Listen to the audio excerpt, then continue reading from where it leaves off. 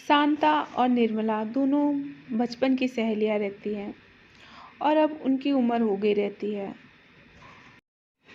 वह दोनों अब सहेली से रिश्तेदार बनना चाहते थे।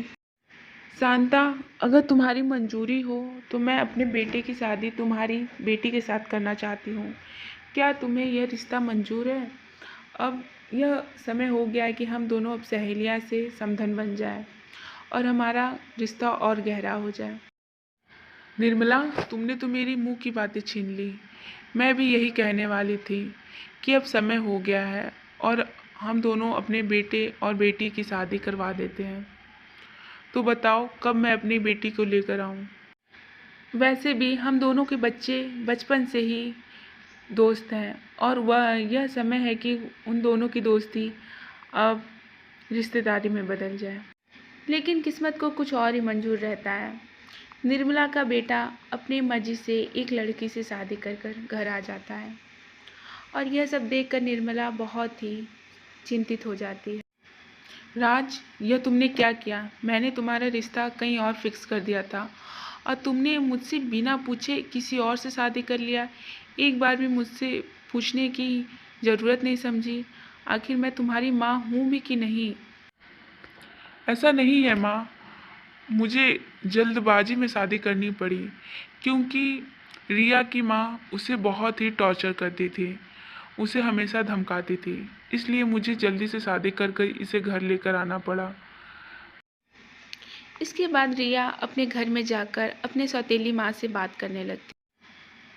सुन रिया, वहाँ से जितने भी पैसे होंगे तुम मुझे समय समय से भेजती रहना, नहीं तो देख लेना मैं तुम्हारा क्या हाल करूँगी।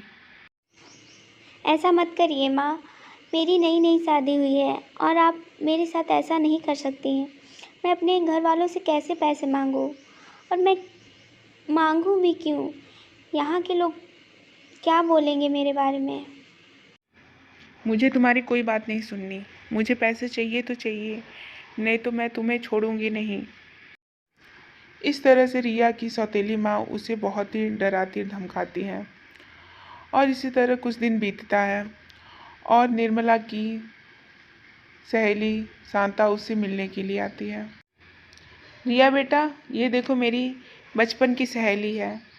पहले मैं राज से इसी की बेटी से शादी करना चाहती थी, लेकिन ऐसा नहीं हो सका।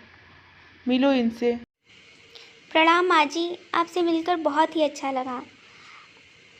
वैसे माँ तो आपके बारे में मुझे बताई थी, लेकिन आज आपसे मैंने मिल भी लिया। बहुत अच्छा लग रहा है आपसे।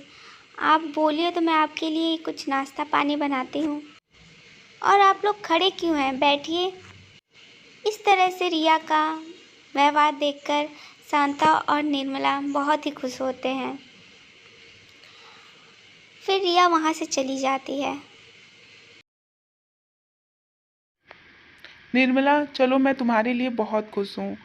मेरी बेटी तो ना सही, लेकिन रिया भी बहुत अच्छी लड़की है। वह तुम्हारा बहुत ही ख्याल रखेगी और तुम भी उसको अपनी बेटी की तरह ही रखना। चलो, अब मैं भी चलूँ और मैं अपने बेटी के लिए कहीं और रिश्ता देखती हूँ।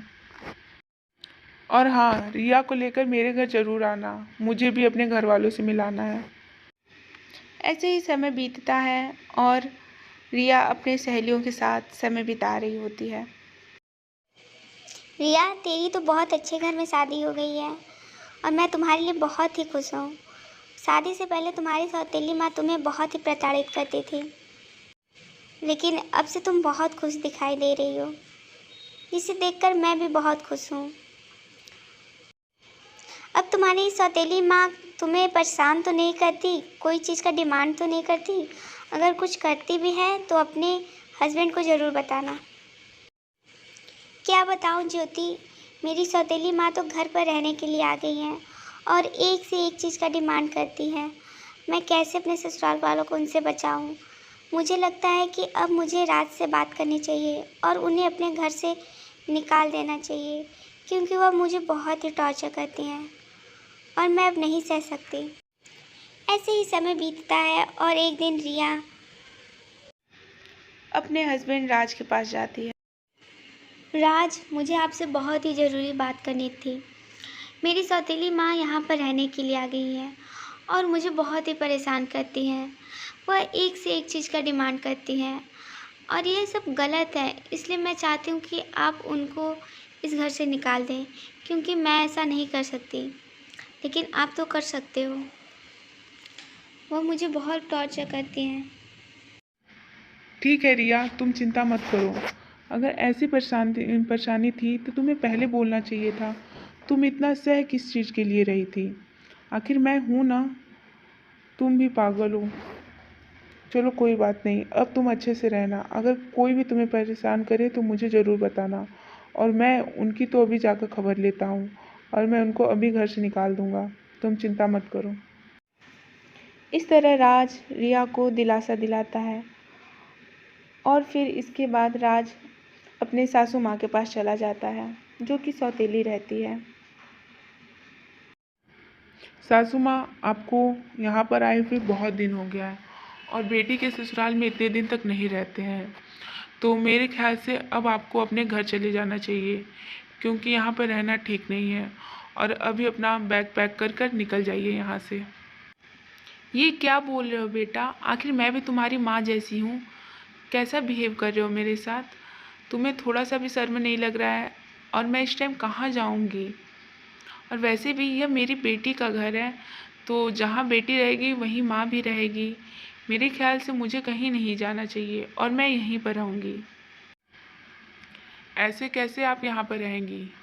यह मेरा घर है, मेरी माँ का घर है, और आपको अपने घर जाना पड़ेगा। अगर नहीं जाएंगी तो मैं अभी पुलिस को कॉल करूँगा और वहीं आपको आपके घर छोड़ेगी।